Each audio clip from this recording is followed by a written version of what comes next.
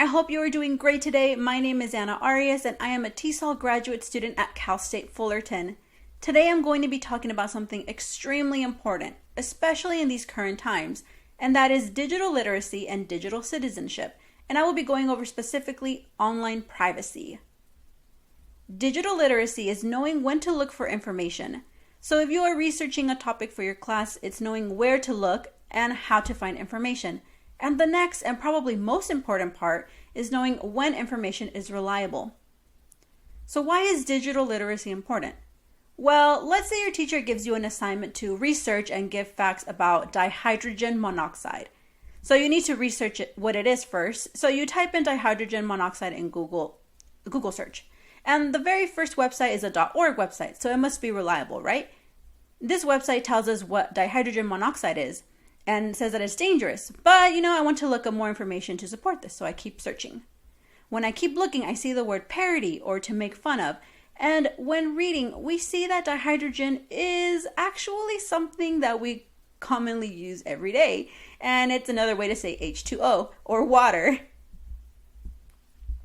This is why it's important to find other sites to back up your information. Don't blindly trust things you see on the internet, and that includes Facebook and social media. So now that we've learned why digital literacy is important, let's move on to digital citizenship and online privacy. Digital citizenship is being able to use the internet and technology responsibly. And one very important part of digital citizenship is online privacy. I'm sure now everyone is experiencing more online classes, and you're probably using applications such as Google Docs or Zoom or other sites working with other students, right? It's really important to be aware of what you're sharing online. Do not overshare. Here are some things to be careful with when sharing online. Your address, for some personal information such as your birthday, parents' names, your social security or ID numbers, and credit card information. It is also important to make sure that your location services are off to avoid having people following you, and also beware of whether you are using your school or personal email on applications. Remember, it is also important to remember that you are not as anonymous as you think you are. There have been lots of cases where people have gotten in trouble over what has been shared online.